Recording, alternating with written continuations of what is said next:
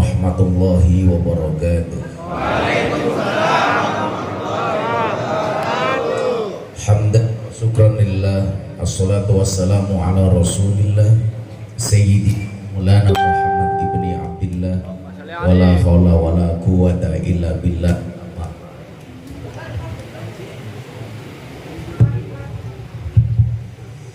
Hadratal muhtaramin, para masyayikh, para kiai, para habaib, al-akhos, sahibul bait, habib muda yang berjenggot agak lebat dan berkumis tipis. Bagi para ibu, kalau Anda punya suami berkumis tipis, pertahankanlah. Fit dia lele, bukan buaya.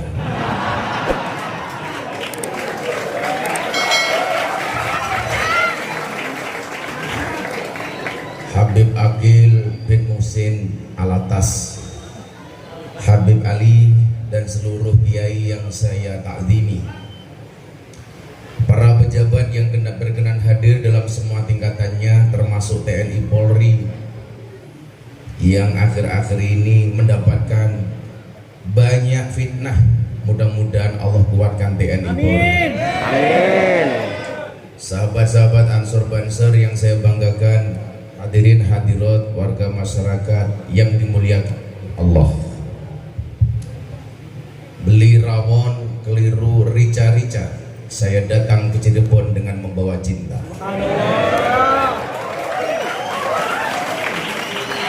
Cinta yang berawal dari mata hanya akan berakhir dengan air mata. Tetapi cinta kita malam hari ini berawal dari hati, insya Allah sampai akhir tidak akan pernah mati. Kalau tadi Habib Aqil bilang anggap saya saudara, Pak Jokowi juga menganggap saya saudara, Bu. Jadi kalau Jokowi ketemu saya, dia langsung bilang, saudara siapa?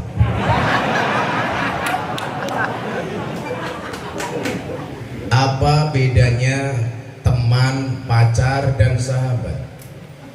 Teman itu siapa? Teman itu 1000 orang yang datang di saat kita senang. Jadi kalau kita senang, semuanya mau datang, ngakunya teman. Pacar itu siapa? Pacar itu adalah 1 orang yang membuat kamu lupa dengan 1000 orang.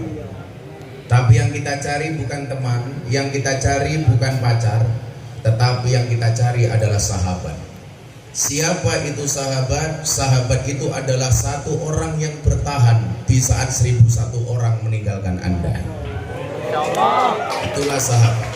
Maka saya sering mengatakan satu orang yang bertahan ketika melihat air matamu itu lebih baik daripada 1000 orang yang hanya mampu melihat senyumanmu.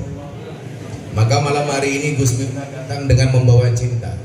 Cinta Gus Miftah kepada kalian seperti air kencing di dalam kolam renang. Maksudnya apa? Wujudnya tidak nampak tapi hangatnya bisa dirasakan.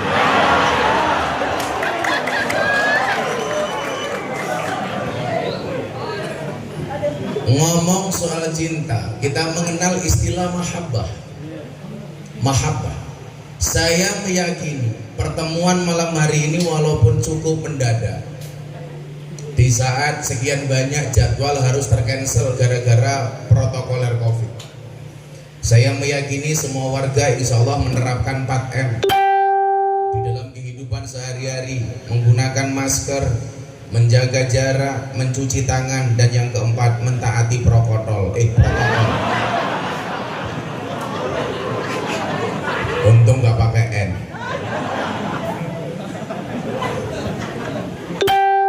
Saya meyakini ini semua karena kerinduan kita yang begitu mendalam kepada baginda Rasulullah Muhammad Sallallahu Alaihi Wasallam. Sudah sekian lama gara-gara ujian COVID-19 kita jauh dari majelis, kita jauh dari mimbar-mimbar pengajian, dan kita dekat dengan kopi yang baru datang.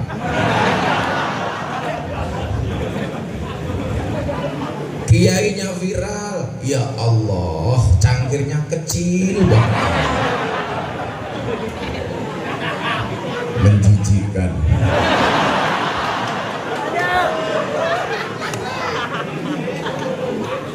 Maka COVID kemudian melanda dunia. Tidak hanya Indonesia, hampir semua negara terpapar dengan COVID-19, termasuk negara suci seperti kota Makkah dan Madinah. Semuanya kena. Di saat itu pula kemudian kita dijauhkan dari masjid. Himbauan dari pemerintah, jangan sholat jamaah dulu di masjid. Himbauan dari pemerintah, jangan jumatan dulu di masjid. Himbauan dari pemerintah, jangan dulu buat majelis taklim. Dan senantiasa kita taat dengan hal-hal seperti itu. Tapi sebenarnya itu merupakan sindiran dari Allah secara langsung.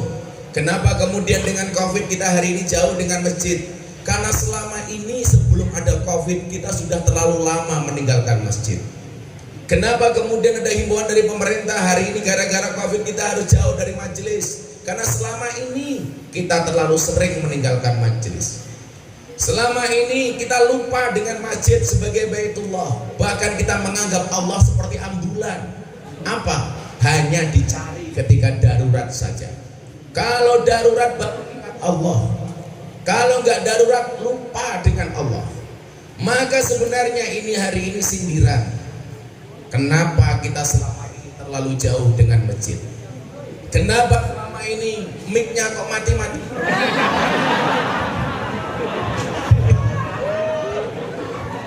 Ini bertanda bahwa sound sistemnya belum dibayar.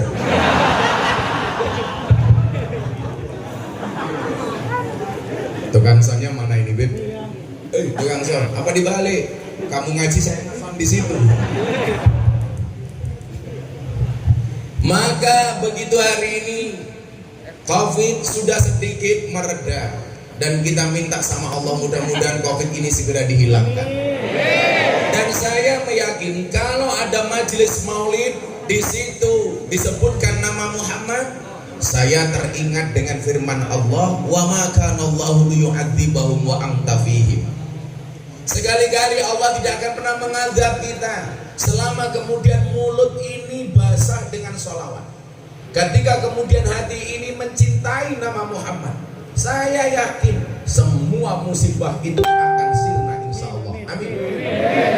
Tapi sebaliknya, kalau kita semakin jauh dari Nabi Muhammad, bahkan hari ini banyak kecenderungan orang menghina Nabi Muhammad, seperti yang terjadi di Perancis. Seorang presiden namanya Macron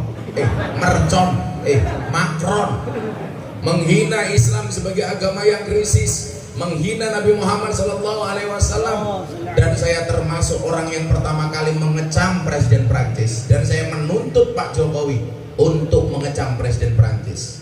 Dan alhamdulillah Pak Jokowi akhirnya mengecam presiden Perancis gara-gara menghina Islam dan Muhammad. Tapi saya meyakini kalau kemudian dia benar-benar berniat menghina Rasulullah, Allah mengatakan dalam Al-Quran, innal ladina yu'dzuna Allah wa rasulahu la'anahumullahu fid dunya wal akhirah. Sesungguhnya orang-orang yang menyakiti, yang menghina Allah dan Rasulnya, la'anahumullah, mereka semuanya akan dilaknat oleh Allah fid dunya wal akhirah, di dunia dan di akhirat. Wa'adda lahum adzaba muhina, dan mereka dipersiapkan dengan adab yang sangat-sangat menghinakan. Maka saya meyakini kehadiran kita di sini karena cinta, karena mahabbah kepada siapa? Kepada manusia terbaik dari yang terbaik, kepada manusia pilihan dari yang terpilih, kepada manusia yang termulia dari yang paling mulia. Siapa? Baginda Rasulullah Muhammad SAW. Sehingga kemudian apa? Ketika ada orang mencaci Rasulullah, kita marah. Bahkan ketika ada yang mencaci dzurriyyahnya Rasulullah, saya marah. Itulah kemudian yang mengakibatkan kenapa saya merespon penghinaan terhadap Maulana Habib Lutfi bin Yahya Pekalongan, guru kita.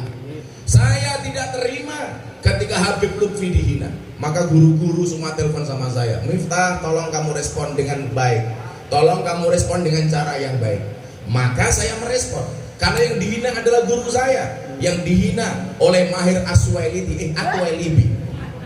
Saya respon, kenapa? Karena yang dihina guru saya. Setelah kemudian saya merespon, Miftah dihina secara personal, katanya Miftah pecinta lonte, katanya Miftah suka begini-begini. Tidak saya respon. Kenapa? Karena yang dihina cuma diri saya. Tapi kalau yang dihina guru saya, apalagi keturunan Rasulullah, zuriyahnya Rasulullah, ahlul bait, saya pasti marah. Tapi kalau Anda menghina saya nggak akan marah. Saya selalu bilang, ketika ada orang membicarakan kekuranganmu, tersenyumlah. Kenapa? Karena kekuranganmu saja diperhatikan, apalagi kelebihanmu.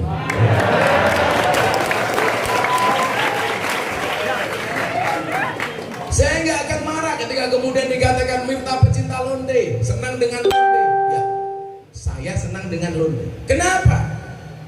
Bagaimana saya tidak senang dengan mereka? Mereka menyisakan meluangkan waktunya 2 jam untuk pengajian sama saya setiap bulan. Bagaimana saya tidak senang dengan mereka? Ketika kemudian pengajian mereka menangis teringat dengan dosanya.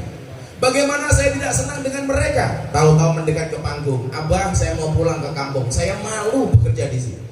Bagaimana saya tidak senang dengan mereka? Ketika pengajian mereka datang, Gus tolong tuntun saya membaca syahadat. Dan sekian banyak orang yang saya tuntun bersyahadat dari non muslim menjadi Islam, mereka berangkat dari lokalisasi. Bahkan hikmah dari itu, saya ketemu dengan seorang DJ internasional dari Thailand, namanya DJ Katy Butterfly. Dulu 3 tahun yang lalu, begitu beliau perform nge-DJ di panggung, subhanallah, dia dalam keadaan bertelanjang, hanya menggunakan, mohon maaf, hanya menggunakan penutup payudara, kotang sama sempak saja. Dan hari ini dia meninggalkan semua itu. Dan 1 bulan yang lalu dia datang kepada saya, Gus Miftah, tolong tuntun saya untuk membaca 2 kalimat syahadat. Dulu dia hanya ber-BH, hanya bercelana pendek. Kalau kalian lihat pasti mengatakan, wow.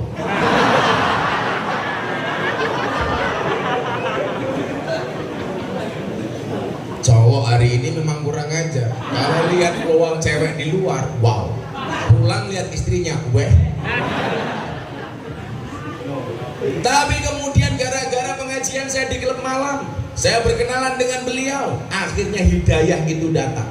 Setelah 3 tahun kemudian dia mengatakan, saya pengen masuk Islam. Subhanallah. Ini hikmah dari itu semua. Gara-gara saya pengajian di klub malam, akhirnya saya diundang acaranya Deddy Corbuzier, kopi susu. Iya, kopi kan hitam, susu putih, goblok.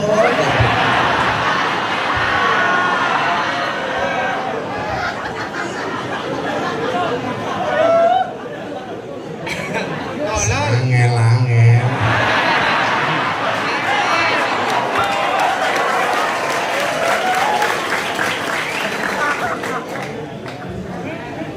Dan gara-gara saya diundang ke acara itu menjadi wasilah Deddy Corbuzier belajar Islam dengan saya. Dan alhamdulillah kemudian tertarik masuk Islam. 2 minggu yang lalu saya syuting di iNews TV, acara saya ngobrol bareng Gus Miftah. Saya ada bintang tamu, dia bawa teman, seorang bule dari Islandia, beragama, dia tidak punya agama, ateis. Dia begitu ketemu saya, dia bilang, Anda siapa? Saya jawab, Ustadz. Dia nggak paham. Akhirnya saya jawab, who am I? Saya bilang, I am teacher's religion. Saya seorang guru agama. Kemudian saya tanya, what is your religion? Dia bilang, before I am Christian. Sebelum ini saya Kristen. And now I am atheist. Dan sekarang saya ateis. Ateis itu apa? Yang tidak percaya dengan Tuhan. Saya tanya, kenapa kamu menjadi ateis? Because God is nothing. Karena Tuhan itu tidak pernah ada. Religion is fiction. Agama itu fiksi. Coba. Yang bisa dipercaya itu hanya sains, ilmu pengetahuan.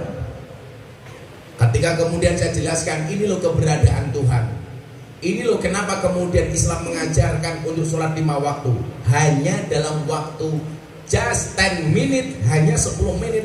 Kemudian dia datang kepada saya, Sir, I want to be a muslimah. Saya pengen menjadi seorang muslimah.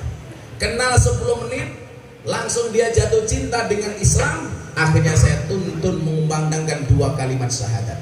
Dan ketika kemudian datang ke pondok saya tanya, kok Anda langsung menyatakan masuk Islam, kenapa? Saya melihat Anda sudah lama melalui Instagram, dan saya melihat your Islam is happy. Agama Anda itu menyenangkan. Agama, cara menyampaikan Anda terhadap Islam is relax, enjoy. Itulah yang kemudian melatar belakangi kenapa saya masuk Islam. Disinilah kemudian saya selalu mengatakan, menyampaikan kebenaran harus dengan menyenangkan. Jangan menyampaikan kebenaran dengan cara yang menakutkan. Semua orang dikafir-kafirkan, semua orang dibid'ah-bid'ahkan. Itu jelas bahwa Anda mainnya kurang jauh, bolanya kurang adoh, jelas tidurnya kurang malam, jelas temannya kurang banyak. Dan yang paling jelas, kopinya cangkirnya kecil.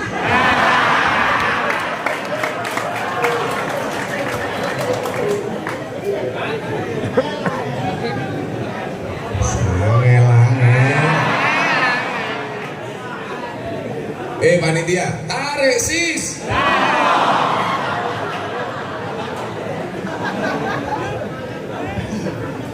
Makanya menyampaikan kebaikan harus dengan cara yang menyenangkan. Coba Anda bayangkan, saya yakin yang datang ke sini dengan berbagai latar belakang masalah. Ada yang punya masalah keluarga, suami punya masalah istri galak, istri punya masalah suami miskin. Karena memang itulah ujiannya. Istri itu diuji oleh Allah dengan kemiskinan suaminya, sementara suami diuji oleh Allah dengan istri yang galak. Tapi saya selalu mengatakan, kalau Anda punya istri galak, insya Allah besok di akhirat siksamu akan dikurangi oleh Allah. Kenapa suami yang punya istri galak siksanya dikurangi oleh Allah di akhirat? Karena selama di dunia sudah sangat tersiksa.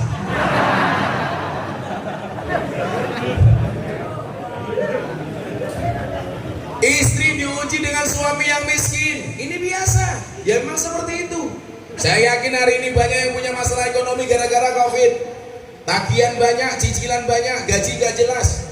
Kalau ada warga sini yang merasakan seperti itu, silakan datang ke pondok saya. Ngapain Gus? Ayo nangis bareng.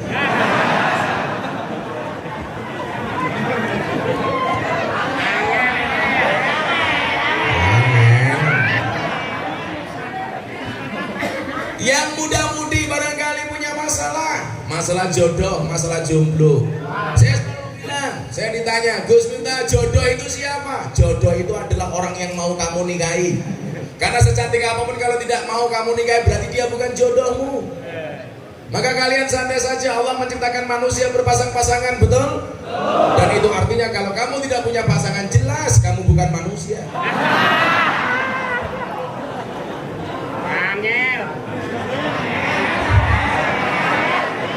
Santai, kalau kalian jomblo, kalian ikut Habib Ali. Ahli suwo. Ya Beb ya. Kayaknya mainan HP padahal HP-nya cross.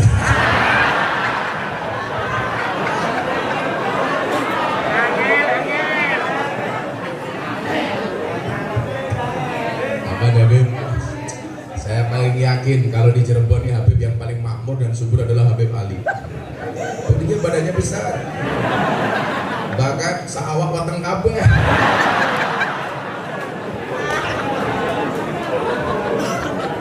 Kalau Habib dibilang gemuk, mafi muskil Habib. Kalau kita dibilang dasar gue lemu, jawaban Habib. Ra masalah, aku lemu mergo mangan sego daripada kowe guru gaweane mangan konco.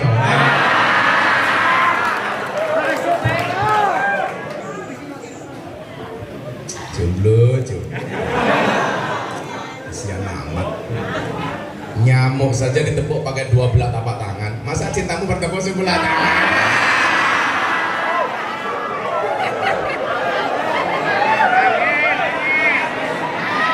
Ngelang. Ya kalau kamu dibilang dasar kamu jomblo, kamu bilang, tahu kenapa aku masih jomblo? Ya, aku jomblo bukan karena aku ingin punya banyak teman. Kenapa aku jomblo? Karena aku ingin punya banyak teman, bukan banyak mantan. Sakit. Apa bedanya dengan keran? Apa? Untuk kencing toh. Lili. Jangan-jangan karakter. Maka kalau kemudian kita ikut para kiai, persoalan-persoalan seperti itu insya Allah. Apalagi kemudian kalau kita hadir karena Rasulullah, di situ kemudian kita mendengar satu burdah yang istimewa. Robbi fangfa'na bibarakatihim wahdinal husna bihurmatihim wa amisna fi thariqatihim wa mu'afatim minal fitan. Kalau kamu merasa jodohmu susah, minta sama Allah. Baca burdah ini, baca qasidah ini. Robbi fangfa'na bibarakatihim barakatihim ya Allah, sambil nangis. Kemudian kamu berdoa, ya Allah, bila dia jodohku jadikan dia istriku ya Allah. Namun bila dia bukan jodohku, cabut saja nyawa jodohnya ya Allah.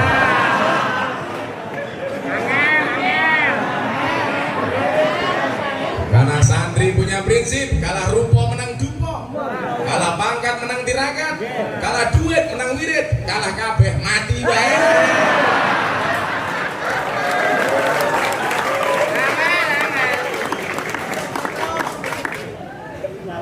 Ya Allah, jomblo. Kasihan amat. Maka di sini kemudian kita belajar, memang ujian manusia itu masalah. Manusia dari lahirnya Nabi Adam sampai hari ini selalu diuji oleh Allah dengan masalah. Maka saya selalu mengatakan, berbahagialah ketika hidupmu diselimuti masalah. Itu artinya kamu adalah manusia. Tapi kalau hidupmu diselimuti oleh wijen, jangan-jangan kamu onde-onde. Tahu onde-onde, Ben? Tahu ya? Enggak tahu onde-onde? Oh, wong Arab wijen. Onde-onde itu bahasa Cirebonnya apa, Beb Ali? Ya onde-onde. Kalau habis ke pasar, cari onde-onde. Dan pesan gue Sunda, onde-onde yang paling enak itu adalah yang wijennya ganjil. Ya.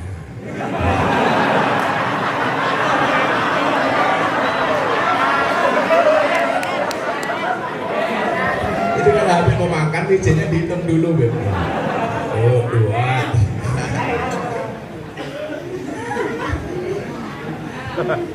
Maka Bapak Ibu rahimakumullah, saya meyakini dengan majelis malam hari ini, insya Allah Allah akan menurunkan rahmatnya. Amin.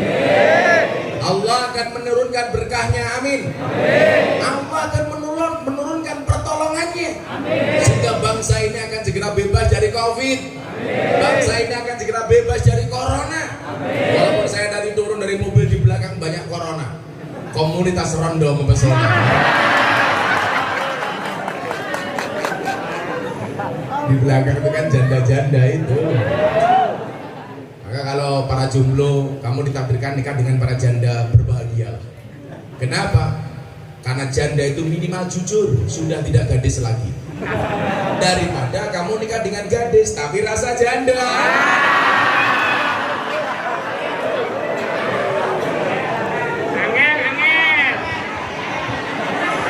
Angel temen tuturan.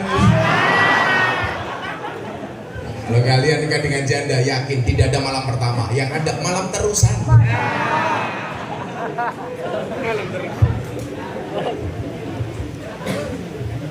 Maka malam hari ini kita bersama-sama belajar untuk mencintai Rasulullah. Man ahya sunnati faqad ahabani. Ciri orang yang mencintai Rasul itu siapa? Yang menghidupkan sunnahnya. Hari ini saya dapat banyak kiriman, Beb. Ada seorang yang menikah lagi, istri tuanya diajak ketika dia menikah dengan istri muda. Saya ditanya, Gus, apakah ini bagian dari sunnah Nabi? Saya begitu berat untuk menjawab pertanyaan ini. Jadi begini, memang ayatnya dalam surat An-Nisa ayat 3 jelas, fankihu matobalakum minan nisa. Nikahlah kamu dengan perempuan yang top, matobalakum top. Jadi kalau ada orang bilang nikah itu harus dengan janda tua, nenek-nenek tua, Anda salah. Kalau nenek tua sudah tidak top. Padahal perintahnya Al-Quran menikah dengan cewek yang top. Kalau janda tua itu juga top, tapi tua ompong peot.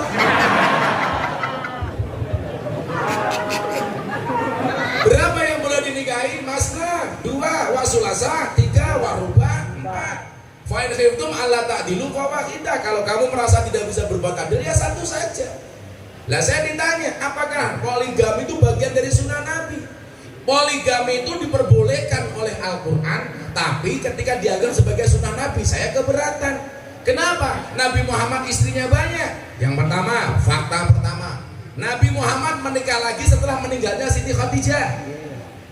Setelah meninggalnya Siti Khadijah baru menikah lagi. Yang pertama. Dan Rasulullah sangat mencintai Siti Khadijah. Buktinya apa? Ketika menikahi Siti Khadijah, mas kawinnya 20 ekor unta. Sama dengan Gus Miftah menikah dengan istrinya, 20 ekor kutu.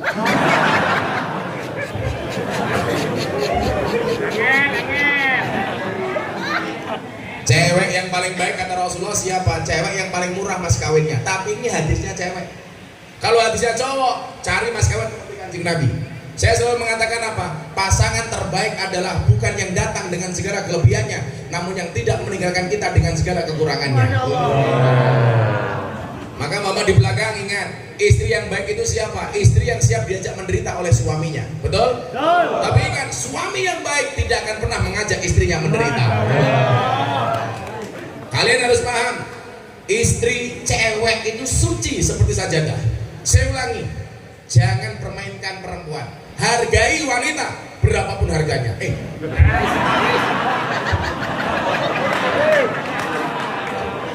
Cewek itu suci seperti sajadah. Kenapa? Karena di atasnya lah laki-laki bisa beribadah.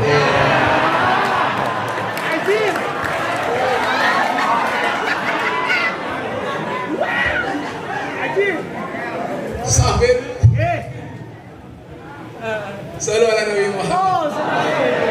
Maka saya keberatan kalau dikatakan ini sunnah Nabi, saya ikut-ikutan sunnah Nabi. Kenapa Nabi Muhammad istrinya banyak?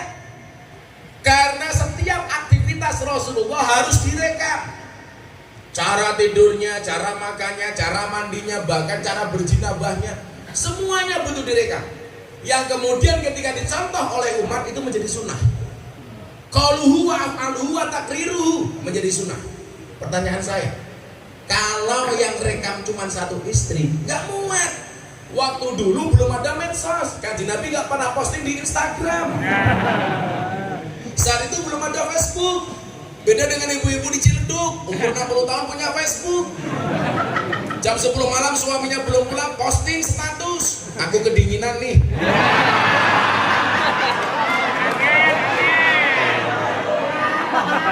Dibaca sama Banser, jomblo langsung komentar, tak temenin Bang.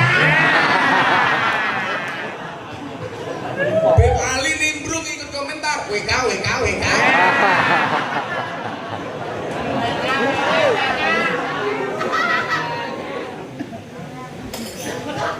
Begitu banyak aktivitasnya Rasulullah yang harus direkam. Maka butuh banyak orang yang merekam aktivitasnya Rasulullah. Siapa? Istri-istri Rasulullah.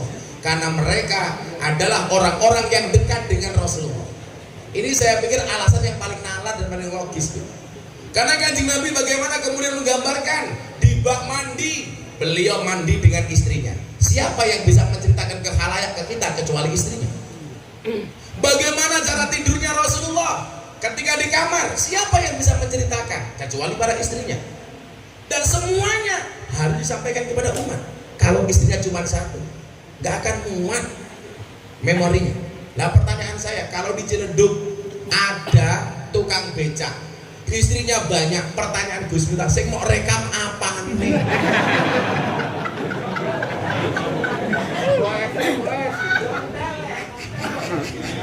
Saya ditanya, Gus Miftah pengen gak nambah istri? Sorry, saya tipe suami yang setia. Karena Gus Miftah punya prinsip, lelaki yang hebat bukan lelaki yang mencintai banyak wanita, tetapi mencintai satu wanita dengan banyak cara. Kenapa saya ngomong seperti itu? Karena di depan kamera.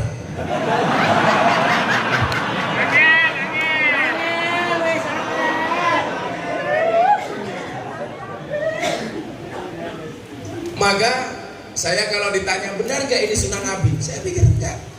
Yang lucu lagi masih jomblo malam Jumat bikin status, sunnah Rasul. Pertanyaan saya, Pak, kamu sunnah Rasul sama siapa? Please deh, pakai sabun kok sunnah Rasul.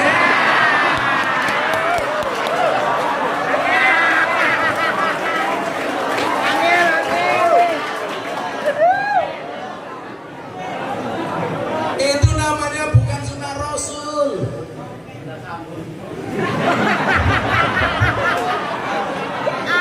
Bukan sunnah sabun, itu namanya Tante Rosa. Tangan bahkan Rosa.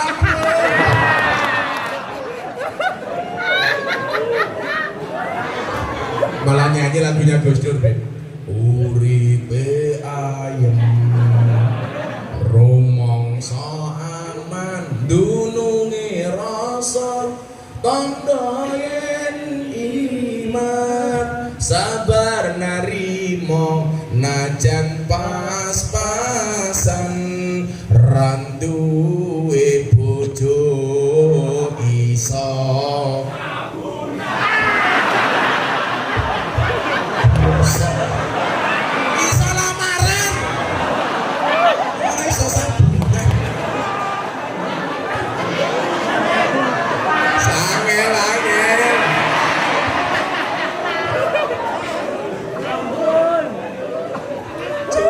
jomblo.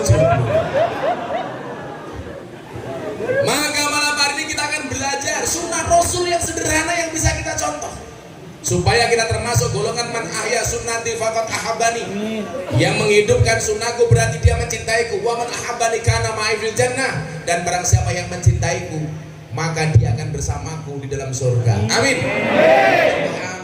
Almar'u ma'aman ahabba, seseorang itu akan dikumpulkan bersama orang-orang yang dicintainya. Kita mencintai Rasulullah, saya punya keyakinan besok kita di surga akan ketemu dengan Rasulullah. Kita mencintai dzurriyyahnya para habaib, mereka yang termasuk ahlu baitul Mustafa tuhuri, orang-orang tathir, orang-orang suci. Kita besok di sana akan bareng dengan para habaib. Jadi saya ketawa Habib Ali ketika orang bilang, kenapa orang NU hari ini membenci habaib? Kamu salah. Habib itu pertama kali datang ke Indonesia, yang pertama kali ngurusi, ngopeni, menghormati, takdiman wa ikroman adalah orang-orang Nahdlatul Ulama. Dulu orang-orang kita teriak-teriak cinta Habib, cinta Habib, cinta Habib. Dulu belum kenal dengan habaib. Saya punya jejak digitalnya. Mereka dulu membenci habaib. Sekarang saja karena punya kepentingan, akhirnya ikut-ikutan teriak mencintai habaib. Kalau Anda mengajarkan orang NU mencintai habaib, sama halnya Anda mengajari bebek untuk berenang. Kenapa? Sudah dari dulu orang NU itu mencintai habaib, betul? Ada yang bilang kayak Mahir atau Alibi yang mengatakan saya pecinta londe. Dia bilang Gus kita mencintai habaib, pilih-pilih. Buktinya apa? Mencintai Habib Lutfi tapi membenci Habib Rizik. Kamu salah. Saya tidak pernah membenci Habib Rizik. Saya punya prinsip semua dzurriyyahnya Rasulullah harus dihormati walaupun tidak harus ditaati. Coba Anda bedakan. Berbicara Habib, tolong Anda lihat dari dua sisi. Tolong lihat jari saya, jangan lihat akik saya. Pamer matamu. Copot.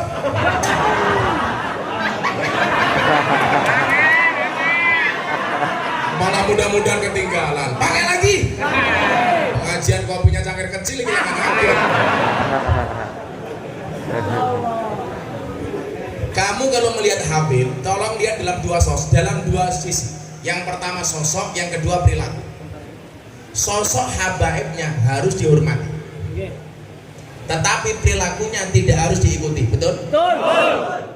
Kalau perilakunya menyimpang, kita nggak harus ikut.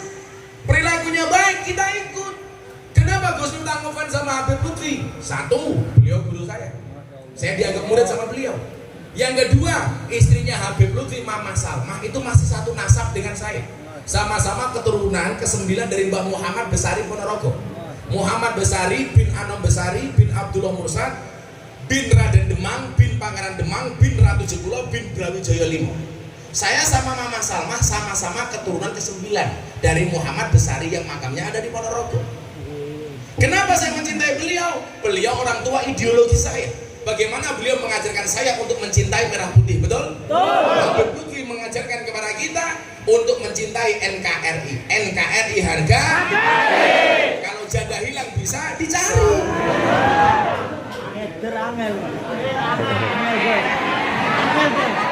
Kalau kemudian satu, kenapa kok kemudian kayak kemarin ditanya, kenapa Gus Miftah tidak ikut menjemput Habib Rizik? Saya nggak menjemput, sudah ramai kayak gitu.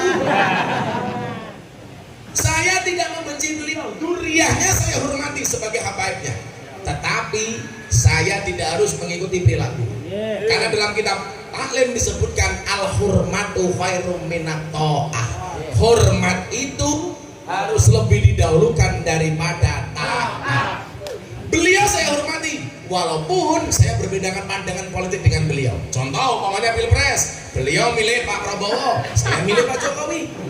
Apakah kemudian saya berdosa gara-gara saya ikut beliau? Enggak. Contoh yang paling gampang, dalam ibadah saya ikut Imam Syafi'i. Ketika saya tidak menggunakan pendapatnya Imam Maliki, apa berarti saya membenci Imam Malik? Tidak. Yang paling saya benci itu kalau pengajian mic-nya mati-mati. Angel Gus. Tukang sound, mic-nya mati-mati. Baterainya kayaknya lemah. Ini kayaknya baterainya lowbat. Kayak otaknya tukang sound. Hei lowbat, ganti ini baterainya.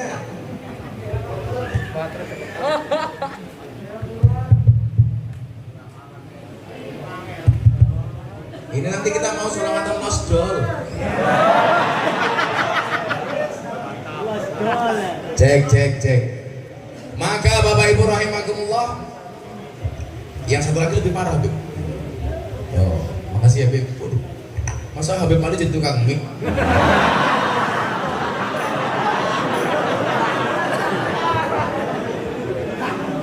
Jadi apa aja beliaunya ini mah.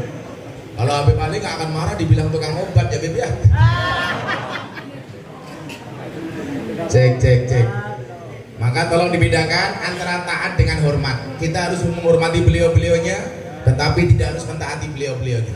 Ada lagi yang bilang, ini nanti berarti kalau kemudian ada dipanggil polisi jadi tersangka, berarti tidak mengeluarkan habaib. Yang dihukum itu perilakunya. Gara-gara perilakunya kriminal maka dihukum siapapun, termasuk kiai, termasuk Habib, termasuk anggota DPR. Yang dihukum itu adalah kesalahan dan perilakunya. Jangan kemudian Anda mengatakan kriminalisasi ulama. Kalau ada ulama berbuat salah pidana dihukum sama polisi, itu bukan kriminalisasi ulama, tapi proses hukum terhadap ulama yang kriminal. Yang namanya kriminalisasi ulama itu siapa? Ngundang pengajian, kiainya gak diamplopi. Nah itu angel.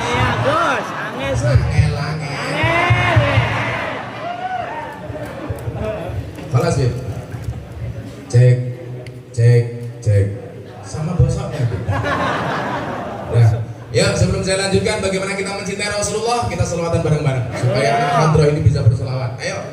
Besok saya masuk surga akan dikawal oleh anak-anak hadroh. Amin. Tapi yaitu di surga saya kelon sama bidadari, kamu hadroh.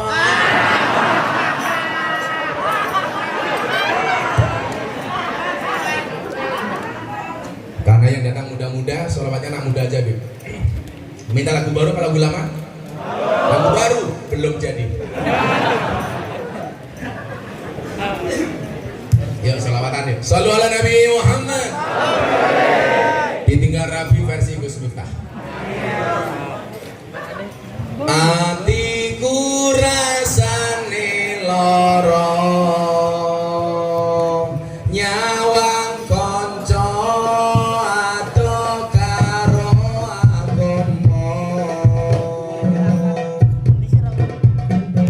Randuan tata krama Qur'ane ra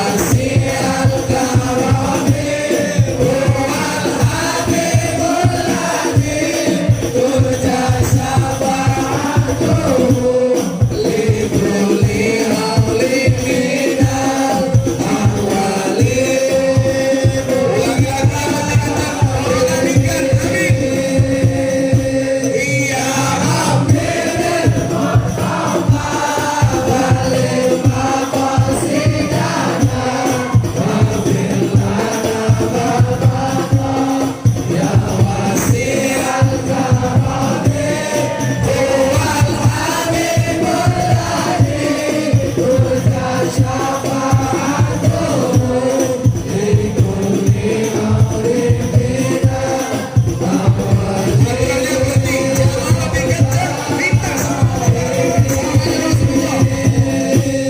Ya Rabbi bil Mustafa balik maqasidana waghfir lana ma madha ya wasi'al karami huwal habibul ladzi turja syafa'atuhu likulli haulin minal ahwali. Terakhir, yang lebih musuh bareng-bareng.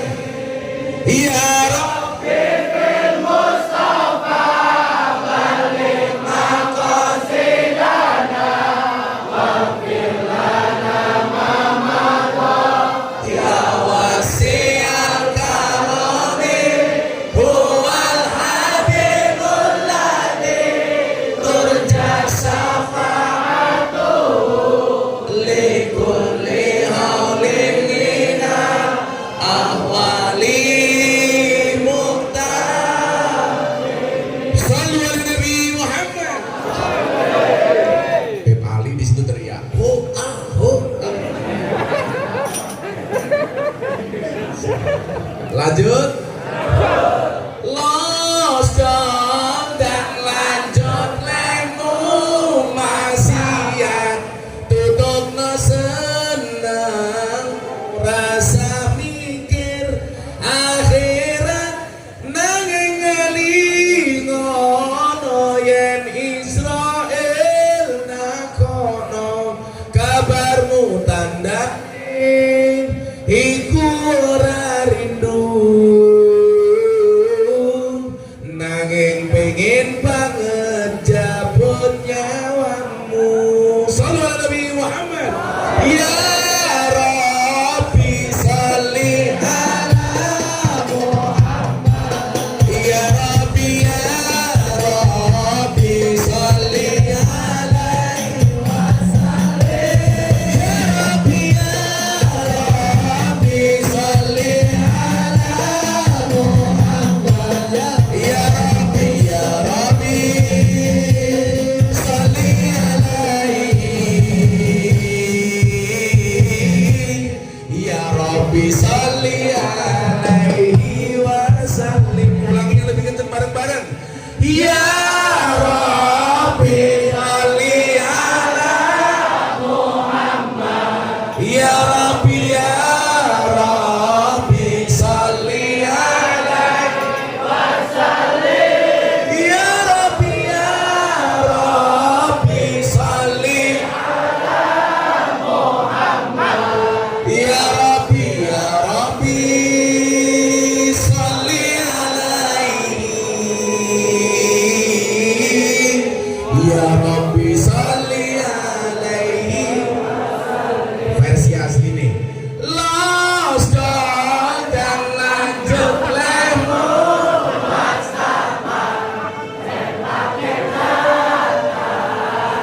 yen ente tukone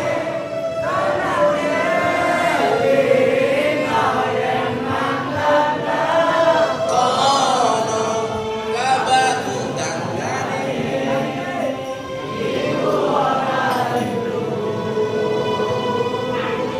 nanging pengen solawat karo awamu. Ya Rabbi salli ala Muhammad. Ya Rabbi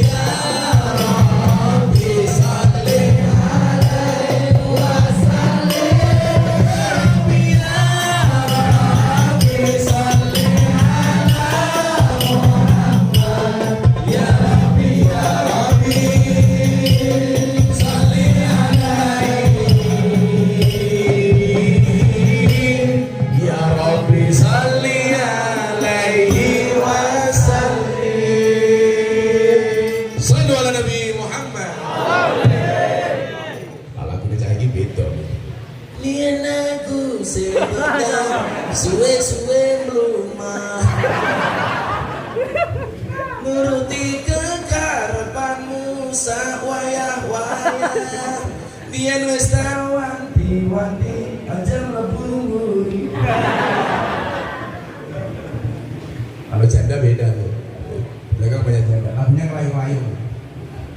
tangis kelayung-layung tangis rondo atine bingung nangis saben bengi turu dhewe rana sing ngancani ditumpaki arang-arang sing numpaki sapa Beb Ali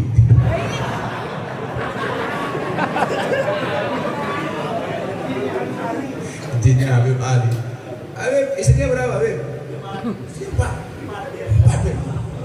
20. Dipanggil berapa, Habib? 1. Habib Ali 10. Ya Allah. Itu cewek semua, Habib.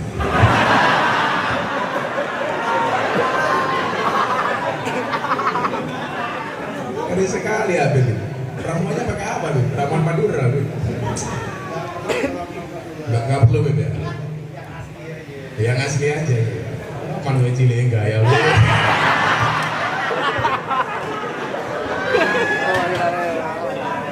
Bim, kau Habib. Kau Habib. Cangkirnya kosir. Pahit Bim. Kayak nasib mereka. Cewek itu di mata cowok itu di mata cewek seperti gula dalam kopi. Kalau bikin kopi gak ada gulanya rasanya pahit, yang disalahkan siapa? Tetap gula. Bikin kopi gak ada gulanya, tetap itulah cowok. Bikin kopi kemanisan, yang disalahkan tetap gula. Goblok bikin kopi kemanisan. Pokoknya cowok itu di mata cewek belas gak ada benarnya. Dan yang perlu Habib tahu, cewek itu ahli sejarah. Jadi 10 tahun yang lalu kita punya salah. Hari ini cewek masih ingat, Beb. Ya Allah.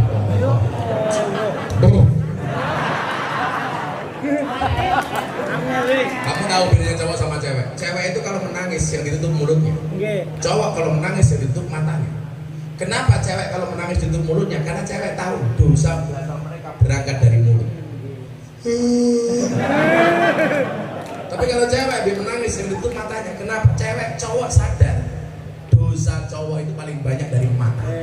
Coba keluar kota, lihat anak kecil yang diingatkan anaknya di rumah. Tapi begitu lihat cewek cantik lupa dengan istrinya di rumah. Begitu pulang lihat anaknya di luar rumah, celananya melorot, dibenerin. Begitu masuk kamar lihat istrinya celananya bener dipeloroti. Angel Gus. Wes angel. Yang saya curiga itu kalau ada warga Ciledug, mas-masnya menangis dipegang mulutnya. Jangan-jangan dia kasihnya cowok, isinya cewek. Biasanya namanya Laura, lanang ora wedok ora. Kalau di Jogja namanya Sucipto. Sulela. Cek. Cek. Mohon bersabar, ini adalah ujian.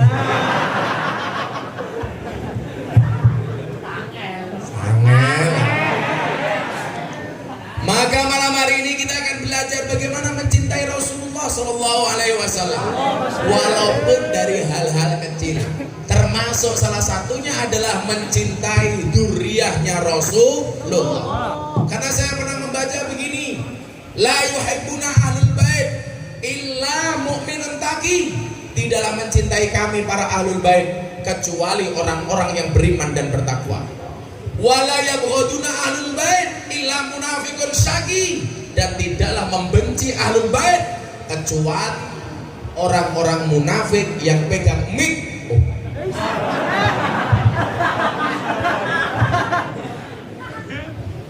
Ini mic yang ketiga, Beb. Jadi kalau ini mati lagi ya berarti pengajiannya selesai. Semua dulu, Beb. Karena tangan dia tadi membawa virus. Santai aja Banser, cintaku pada Banser seperti coronavirus. Tidak nampak tapi sangat serius.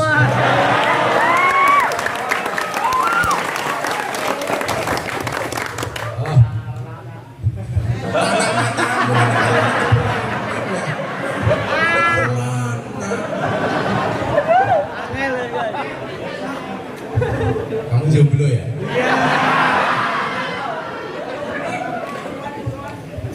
Aku Madrid, kamu Barcelona. Aku sudah married, kok kamu masih bergelang? Iya. Angel Gus. Angel. Kayaknya dia kalau ngomong kayak gitu habis ditinggal pacarnya. Makanya dia bilang, aku nganan, kamu ngiri, aku nya bertahan, kamu nya lari.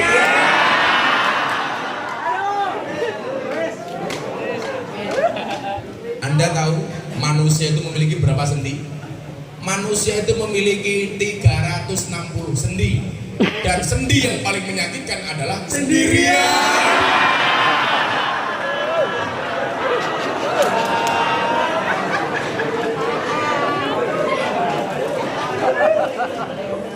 Langsung OTW status WA.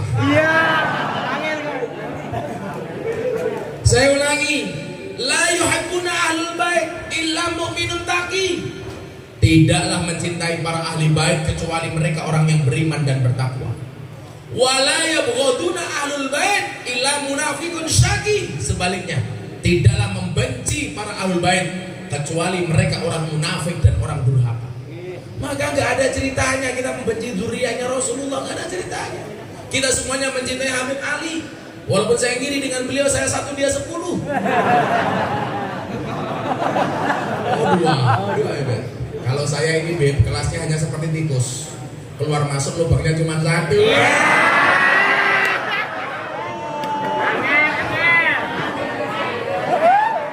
Angel Gus.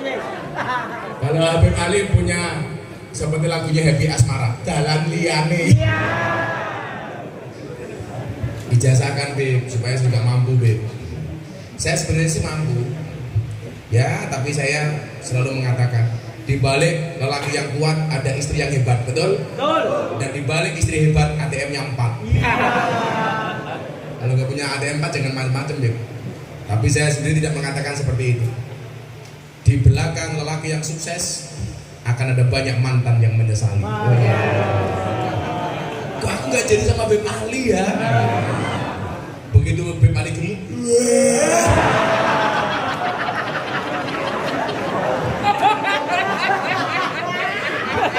seneng betul malam hari ini saya ketemu lagi. Beb,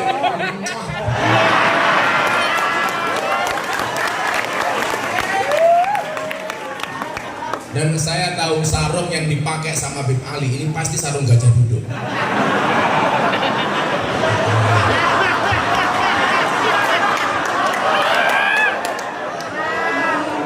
Karena sarung gajah duduk itu sarung yang paling jujur. Coba kalau kita bilang kopi kapal api, ini bohong. Dibuka kapalnya nggak ada apinya. Kopi luwak, dibuka kopinya nggak ada luwaknya. Coba kalau Beb Ali pakai sarung gajah duduk, dibuka sarungnya nggak ada belalainya.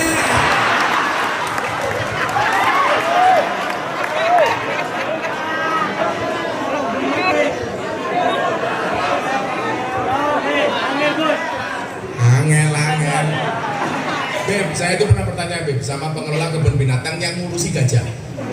Gajah itu kalau sedang bercinta dengan pasangannya nggak pernah dilihat oleh orang. Karena gila wakola katanya, karena gajah itu badannya besar, mohon maaf kelaminnya kecil. Maka kalau dia dilihat orang dia malu. Nah, jadi kesimpulannya orang itu kalau badannya besar berarti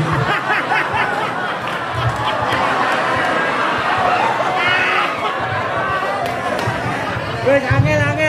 ini untuk Habib ini. Iya. Ini dari saya bukan cinta Beb.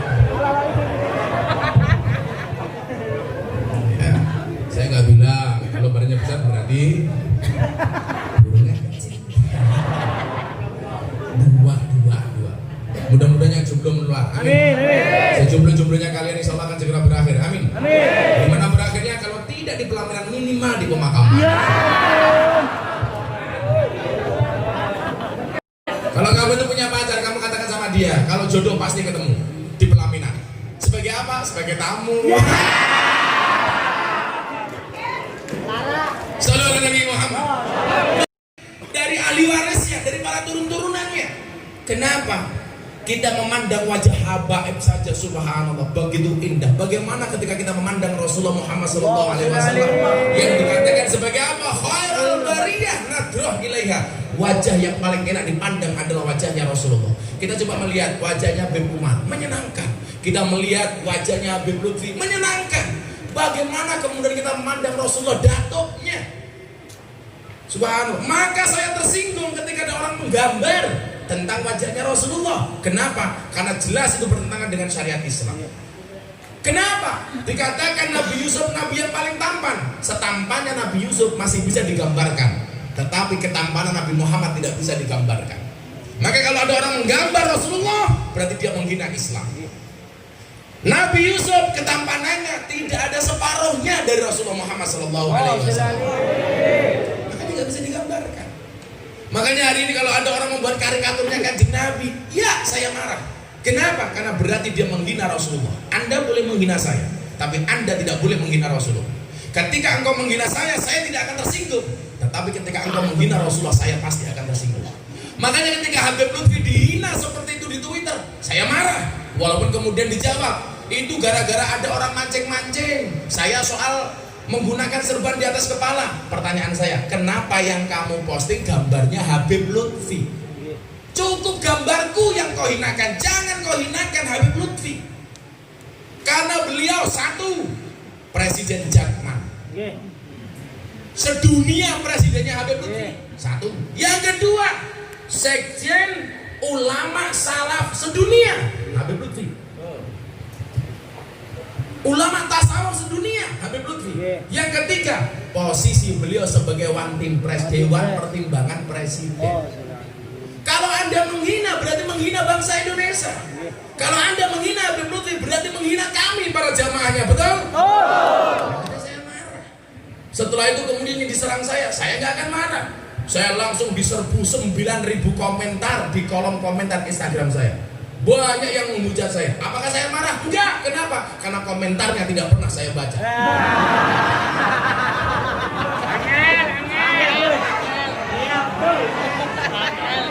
Untuk apa dibaca? Saya dibilang dasar Miftah Pansos. Please deh, yang namanya Pansos, yang followernya sedikit kepada yang followernya banyak. Ini namanya Pansos. Lah yang terjadi apa? Dia followernya hanya 46.000, Gus Miftah 1,5 juta. Sombong amat. Habib Ali berapa? 3. Siapa yang mau follow? Istri-istrinya. Beb, punya Instagram, Beb? Habib Ali gak punya Instagram kayaknya ini. Punya, Beb? Harus punya, Beb. Habib milenial harus punya Instagram, Beb.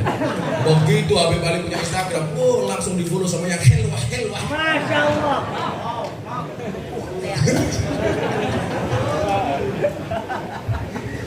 Satu itu. Yang kedua apa? Dengan mengikuti sunnah-sunnah Nabi yang seminimal mungkin bisa kita lakukan, termasuk apa? Berjumpa dengan para ulama-ulama seperti ini. Maka di dalam kitab Wasiatul Mustafa, di situ disebutkan apa? Idza do'al mar'i arba'una subahan. Ketika seseorang melewati 40 hari, walam yujalisul ulama, dan dia tidak bermajlis dengan ulama. Apa dikatakan? Kosa qalbuhu, hatinya menjadi keras.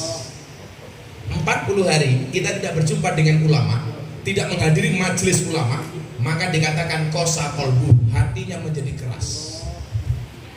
Tidak hanya itu apa? Wajah saroh alal kabair, dan dia berpotensi melakukan dosa-dosa besar. Kenapa? Li'annal ilma hayatul qalbi, karena ilmu itu adalah merupakan jiwa dari hati. Artinya apa? Kalau ilmu ini tidak bertambah bahkan sampai 40 hari, berarti hati kita menjadi hati yang kosong, bahkan mungkin menjadi hati yang maut, hati yang mati. Dan hati yang mati adalah musibah. Kenapa? Karena hati yang selamat itu apa? Yauma la yanfa'u malun wala banun illa man atallah biqalbin salim. Yang akan mampu menghadap Allah itu siapa? Yang mempunyai hati yang selamat. Coba kamu galau gara-gara ditinggal sama pacarmu, kamu nangis. Apakah kita nggak lebih galau ketika hati ini jauh dari Allah? Apakah kita seharusnya nggak lebih galau ketika hati ini jauh dari Rasulullah? Harusnya kita malu dengan sebuah pohon korma yang ada di zaman Nabi. Tadinya Nabi Muhammad SAW berkhutbah, senantiasa berpegang kepada pohon korma ini. Gara-gara umat semakin banyak, para sahabat membuat mimbar untuk Rasulullah berjarak 7 meter dari pohon korma. Ketika Rasulullah berkhutbah di atas mimbar, ada suara anak kecil menangis terseduh-seduh. Semuanya mencari siapa yang menangis gerangan. Akhirnya Rasulullah melihat yang menangis itu adalah pohon kurma. Ketika ditanya, wahai pohon kurma, kenapa engkau menangis? Hari ini saya bersedih, wahai Rasulullah. Hari ini saya andilau antara dilema dan galau. Saya gegana, gelisah, galau, merana. Kenapa? Karena engkau berpindah ke lain hati, wahai Rasulullah. Biasanya engkau khutbah dengan bersandarkan kepada aku, dan hari ini kau berpindah kepada mimbar itu. Maka aku bersedih, Rasulullah. Kenapa? Karena aku berjauhan denganmu, padahal jaraknya hanya 7 meter. Saat itu Rasulullah mengatakan kepada pohon kurma, wahai pohon kurma, aku berikan kau 2 pilihan, 2 opsi. Mana yang kamu pilih? 1, kamu akan menjadi pohon yang hidup selama-lamanya di dunia. Atau yang kedua, kamu akan menemaniku sebagai pohon yang hidup di taman-taman surga. Maka kurma menjawab, wahai Rasul, aku ingin menemanimu di taman-taman surga bersamamu. Maka ia mati, tapi akan menemani Rasulullah di surga.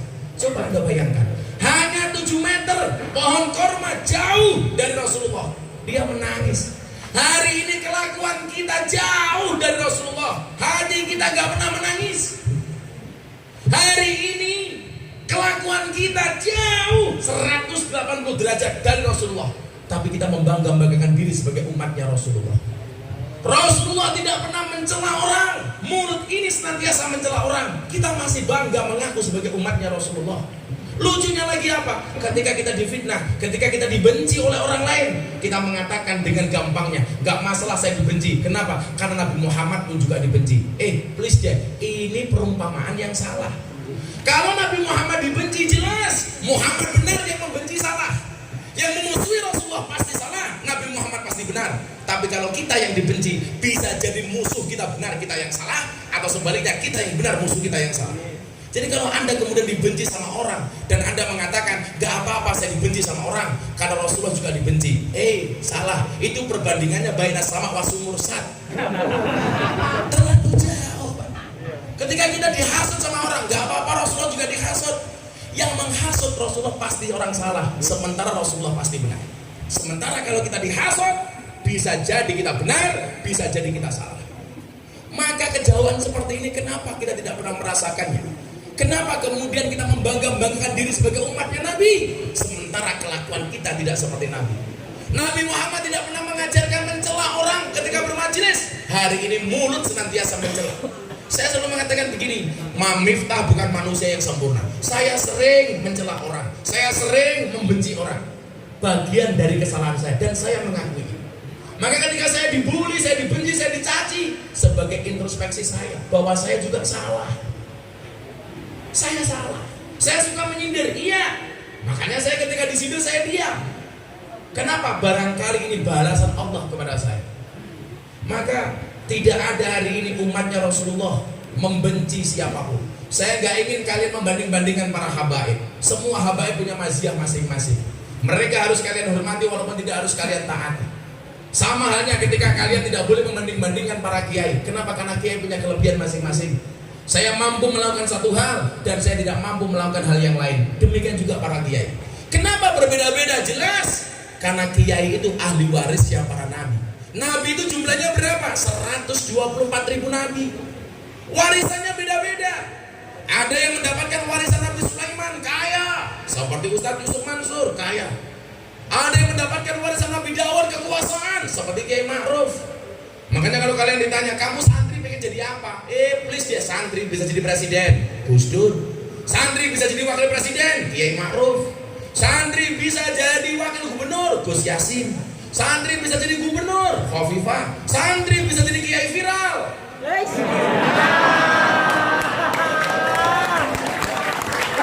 Terima kasih.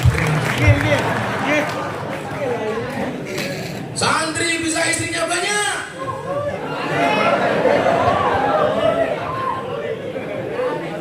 Ada yang mendapatkan warisan Nabi Musa, gagah. Ada. Kayak dulu di Jawa Timur Gus Maksud, Nabi Musa, gagah. Ada yang mendapatkan warisan Nabi Khidir, cerdas, Pak Kiai Said, Gus Baha, orang-orang cerdas. Ada yang mendapatkan warisan Nabi Isa, miskin, Beb Akil.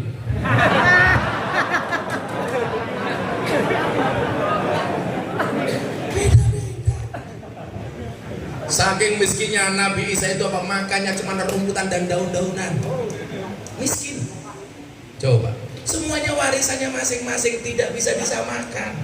antara satu dan yang lainnya. Ada yang sakti, nah kiai juga banyak yang sakti. Ada yang dapat warisan, umpamanya kekayaan dan kerajaan. Dia menjadi pejabat, dia menjadi pengusaha. Banyak kiai-kiai seperti itu. Tapi yang jelas juga ada kiai yang mendapatkan warisan Nabi Yusuf, ganteng. Siapa? Terima kasih. Makanya gak bisa dibanding-bandingkan. Aku paling gak suka ketika kalian mengatakan aku suka dengan kiai ini, gak suka dengan kiai itu. Anda siapa membandingkan kiai? Saya suka dengan Habib ini, gak suka dengan Habib itu. Gak boleh. Habib Ali kita cintai, Habib Akil kita cintai, semuanya kita cintai, walaupun kita berbeda pendapat dengannya. Nomor dua, yang ketiga, kita ikuti sunnah-sunnah Rasul yang kira-kira bisa kita lakukan. Jangan terlalu jauh akhlak kita dengan Rasulullah. Ketika kemudian saya marah, gara-gara apa? Ada jamaah saya memposting di WA story-nya gambarnya Julia Perez ketika seksi. Saya marah sama dia. Kamu ini ngawur. Kenapa, Bang? Julia Perez sudah meninggal dunia. Barangkali dia sudah diampuni oleh Allah dengan pahala amalnya. Barangkali dia sudah diampuni oleh Allah dengan tahajudnya yang kita tidak pernah tahu.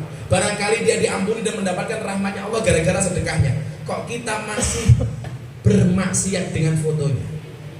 Lebih celaka lagi umpamanya kalian masih berfantasi dengan orang mati. Goblok. Saya ditanya, bagaimana pendapat Gus Ustaz tentang Nikita Mirzani? Emangnya kenapa? Itu kan video-videonya banyak yang mengandung pornografi. Loh, saya nggak pernah tahu kenapa, karena saya nggak pernah lihat. Kalau kamu mengatakan pornografi berarti kamu penikmatnya. Ya salah sendiri, kamu lihat. Kalau saya nggak pernah lihat, yang saya lihat sisi kebaikannya. Satu hari saya melihat televisi ketika dia tanya, Mbak Nikita, anakmu di mana? Anak saya di pondok pesantren. Ketika dia ditanya, kenapa anak kamu di pondok pesantren? Karena memang saya rusak, tapi saya nggak mau anak saya ikut-ikutan rusak. Kenapa yang kita lihat tidak di sisi positifnya? Selalu saja ketika kita ahli maksiat mengatakan dia ahli maksiat. Hei, adik-adikku, anak-anakku, saudaraku di Ciledug, kalian ingatlah, ketika kamu duduk dengan ahli maksiat, jangan pernah bicarakan masa lalunya, tapi temani dia untuk merangkai kehidupannya yang lebih indah, untuk menata masa depannya yang lebih indah. Jangan pernah kamu bicarakan masa lalunya, tapi kamu temani dia untuk menceritakan kehidupan depan yang lebih baik. Harusnya seperti itu. Kita itu sering menjadi hakim bagi kesalahan orang lain dan menjadi pengacara bagi kesalahan kita sendiri. Kalau ada orang salah kita hakimi, tetapi kalau kita salah kita membela diri. Kenapa kemudian saya begitu sabar menemani para ahli maksiat yang berada di lokalisasi? Karena saya meyakini orang baik dan orang buruk itu bedanya tipis. Sebaik-baiknya orang pernah berbuat buruk, betul? Dan seburuk-buruknya orang pernah berbuat baik. Orang baik punya masa lalu dan orang jelek pasti punya masa depan. Saya katakan kepada mereka, katakan kepada kalian, ketika di malam hari kamu melihat ahli maksiat, apa kata Sayyidina Ali? Ketika kamu ketemu keesokan harinya, jangan katakan dia ahli maksiat. Kenapa? Karena barangkali malam itu dia sudah bertobat sementara mata kamu tidak melihat. Ini kata Sayyidina Ali. Maka kenapa kemudian saya bersabar dengan mereka walaupun saya dibully? Bahkan ada yang mengatakan pengajian Gus Miftah di lokalisasi dan dunia malam itu memalukan. Kenapa? Pengajian kok sama ahli maksiat dengan aurat yang terbuka, itu memalukan. Saya jawab, mohon maaf, kalau pengajian saya dianggap memalukan, lebih memalukan mana? Ketika Anda melihat kemaksiatan diam tanpa memberikan solusi apapun kepada mereka. Bagi orang yang mengatakan Gus Miftah ngaji di lokalisasi cari popularitas, saya jawab, tahun 2015 saya banyak undangan televisi, semuanya saya tolak. Gak ada satupun yang saya mau. 2015, 5-6 tahun yang lalu, anak-anak saya di lokalisasi bertanya begini, Abah kenapa gak diterima? Kita juga pengen melihat Abah di televisi. Waktu itu jawaban saya apa? Mohon maaf, Allah menciptakan Miftah tidak untuk menjadi orang terkenal, tapi untuk mengenalkan Allah kepada mereka yang belum kenal. Saya bawa masuk Allah terkenal. Ketika saya berdoa, ya Allah ya Rabb, ini hamba-hambamu yang berada di lokalisasi ini, ya Allah, yang berada di tempat ini, ya Allah, hari ini mereka bermaksiat, hari ini mereka membuka aurat, hari ini mereka berzina, hari ini mereka minum mabuk, ya Allah. Tapi saya meyakini ya Allah, di dalam hati mereka masih mencintaimu, ya Allah. Di dalam hati mereka ada nurmu, ya Allah. Jangan pernah tinggalkan mereka, ya Allah. Masukkanlah hidayahmu ke dalam hati mereka, ya Allah. Begitu kita berdoa, dia semuanya nangis. Ya Allah ampuni mereka ya Allah. Karena mereka yang datang ke sini barangkali karena tanggungan ekonomi di keluarganya ya Allah. Karena mereka ingin membahagiakan bapak ibunya. Karena mereka ditinggalkan oleh suaminya. Karena mereka pengen membuat anak-anaknya bahagia. Begitu saya berdoa mereka menangis. Dan kalian tahu, begitu mbak-mbak di lokalisasi menangis, Gus Miftah ikut-ikutan menangis. Kenapa Gus Miftah menangis? Apakah karena ingat dosa? Enggak, saya gengsi. PSK saja nangis, masa saya tidak?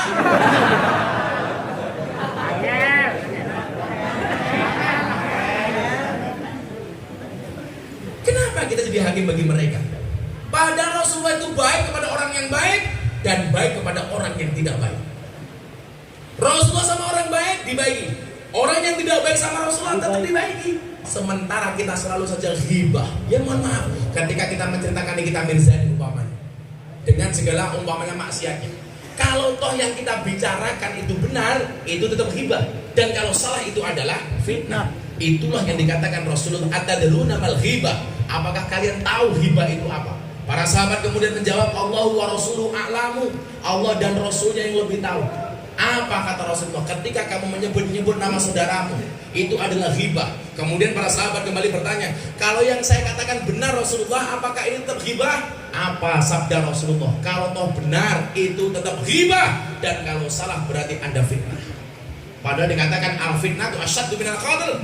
Fitnah itu lebih kejam daripada pembunuhan. Dan ingat, fitnah itu lebih kejam daripada fitness.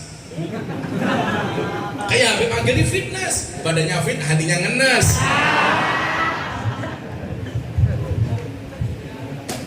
Maka anak-anakku sekalian, yole, barangkali kamu tidak bisa seperti saya untuk masuk ke lokalisasi. Barangkali Beb Ali tidak bisa membersamai saya di lokalisasi. Karena kalau Beb Ali masuk lokalisasi, saya khawatir beliau mau masuk tapi nggak mau keluar. Maka Beb Ali cukup mendoakan Gus Miftah. Beb Agil cukup mendoakan Gus Miftah. Wa ta'awanu 'alal birri wat taqwa wa la ta'awanu 'alal ismi wal 'udwan. Harusnya apa? Caci makimu tidak akan pernah merubah mereka. Tetapi ketika engkau ikhlas mendoakan mereka, doamu bisa menjadi wasilah hidayah untuk mereka. Kalian doakan mereka ya Allah, untuk teman-teman saya di lokalisasi sana ya Allah. Al-Fatihah. Manfaat. Apakah pengajian Gus Miftah ada manfaatnya? Ada. Ini mau diangkat dalam sebuah film layar lebar, walaupun belum saya setujui. Ada cerita ketika saya pengajian, Mbak, Abah saya mau curhat, tak kasih mic. Ya kamu curhat apa? Seminggu yang lalu saya terima tamu Abah, mau masuk kamar menjelang adzan subuh. Begitu saya mau bercinta dengan tamu saya, ternyata adzan subuh dikumandangkan. Allahu Akbar, Allahu Akbar. Terus apa yang kamu lakukan? Saya bilang sama tamu saya, mohon maaf ya Om, dipending dulu. Tamunya bertanya, kenapa harus dipending? Dengan adzan subuh Om, nggak enak kan saya jamaah pengajiannya Gus Miftah. Oh ya, akhirnya dipending. Selesai adzan, tamunya langsung pakai baju nggak jadi bercinta. Dia bayar PSK-nya, dia mengatakan apa? Mbak, kita nggak usah jadi bercinta. Kenapa Mbak? Bukan hanya kamu yang jamaahnya Gus Miftah, saya juga jamaah Gus Miftah.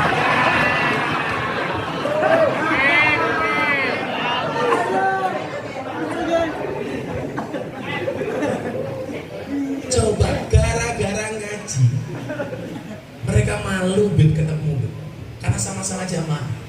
Pada dasarnya orang itu malu berbuat kemaksiatan.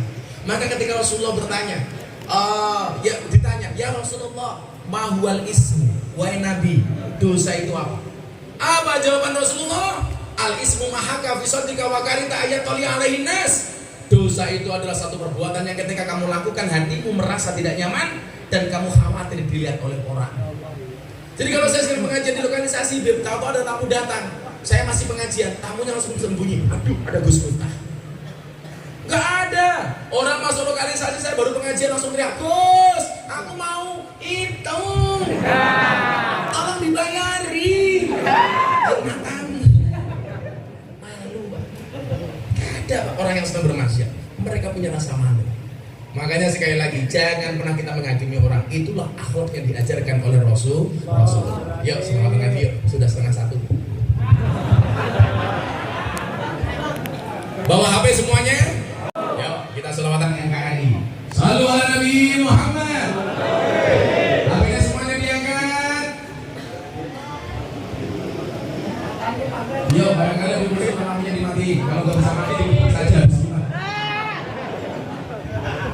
Ayo.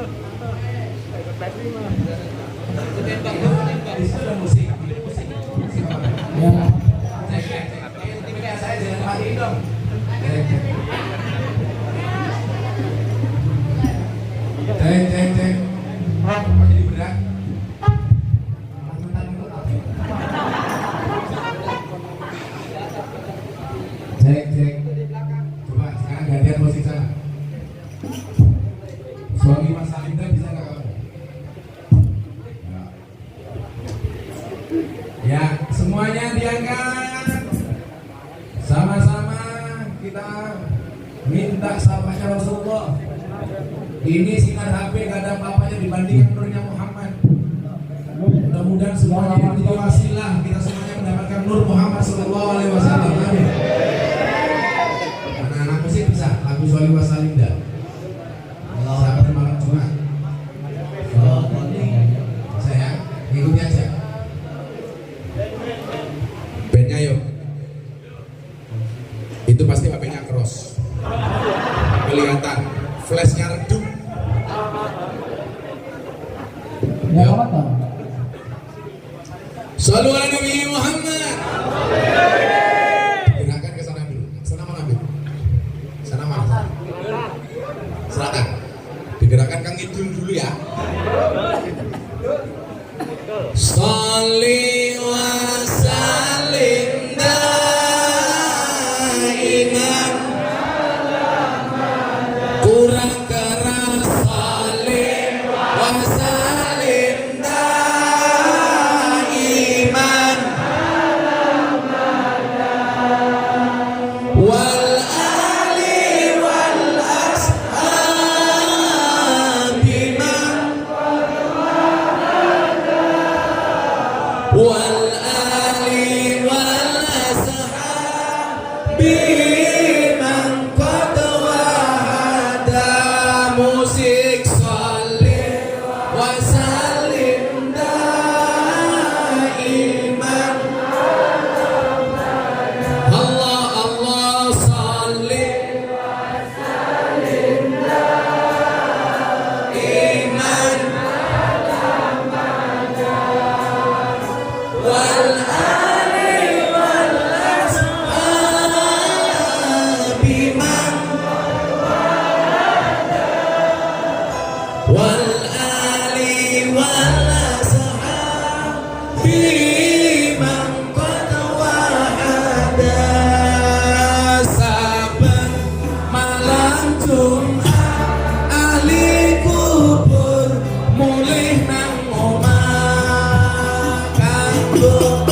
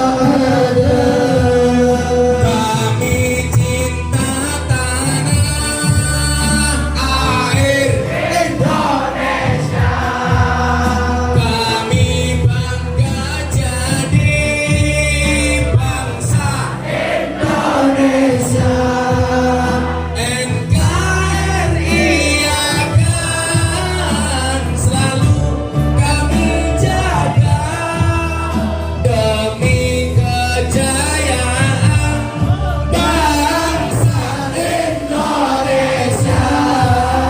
Salli wa sallim daiman abada. Salli wa sallim daiman abada. Wal ali wal ashabi man qad wahada.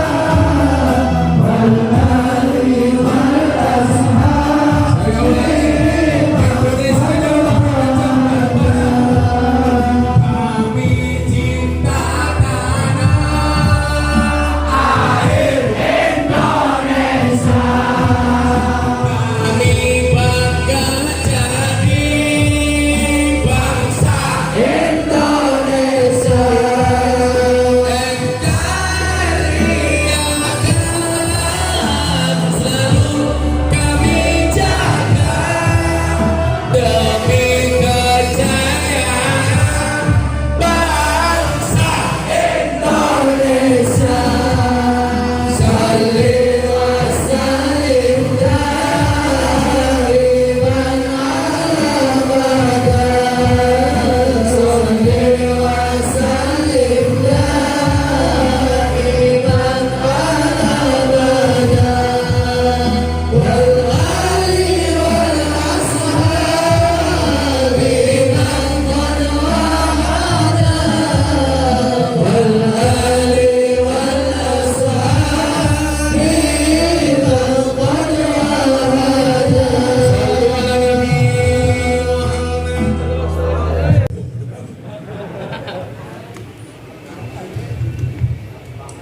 Baca berapa, Bib? Kapan lagi, Bib, ya? Udah jam setengah 12. Apa? Ben. Bennya minta nama. Oh, belum ada namanya. Kamu minta nama apa? Hah? Minta nama ngomong sendiri, goblok.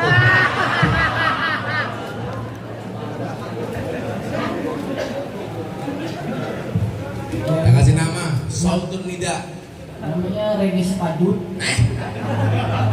Pak Yoda kasih nama Sukarlan. Langsung lingkar dalan. Maka semuanya yang saya cintai, Bib Agil, Bib Ali, dan semua para kiai, jangan bingung. Dua lah loh gue.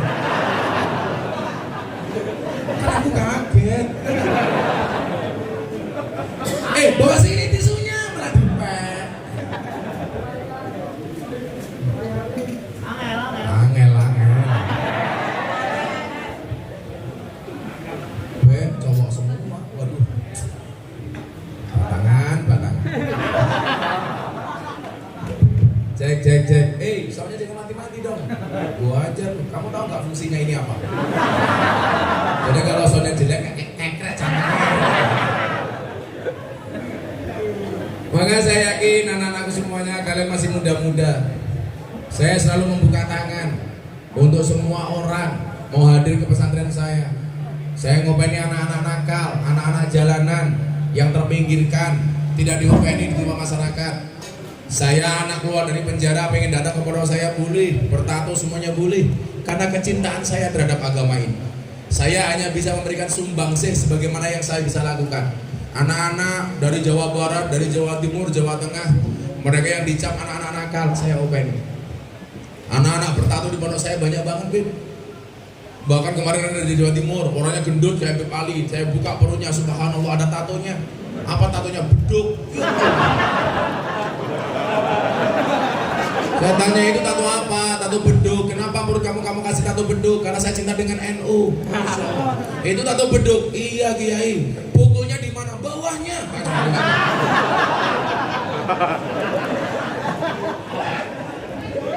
Saya banyak anak-anak yang telinganya ditindih di sini. Ada pakai mor, ada pakai knalpot. Semua mereka berat untuk kenal dengan Allah. Demikian juga anak-anak saya malam hari ini. Kalau memang kalian pengen ngaji, gak ada tempat yang mau kalian menerima kalian. Ya kalian mau ngaji nggak punya biaya, silahkan ngaji di pondok. Tempat saya semuanya gratis, makan minum gratis, semuanya di pondok saya gratiskan. Karena prinsip saya sama dengan Bim Akil, bahwa kemudian saya meyakini man aslaha akhiratahu fa aslahallahu dunyahu. Barang siapa membaikkan akhiratnya maka Allah akan membaikkan dunianya. Yakinlah. Makanya kalian masih muda-muda yang barangkali punya keinginan untuk belajar agama, yuk alaikum bimujalasatil ulama, untuk lebih sering ketemu dengan para kiai dan ulama. Insya Allah bangsa ini akan menjadi bangsa yang luar biasa. Saya harus berangkat ke Jakarta karena saya besok ada syuting acara saya di Trans 7 sama di iNews. Saya mohon maaf Habib, saya sangat terkesan dengan acara malam hari ini, dan insya Allah ini bukan acara terakhir bagi kita. Amin. Kalian tahu kenapa move on itu berat? Ya, move on itu berat. Kenapa? Karena dari SD sampai kuliah yang dipelajari hanya mengingat, bukan melupakan.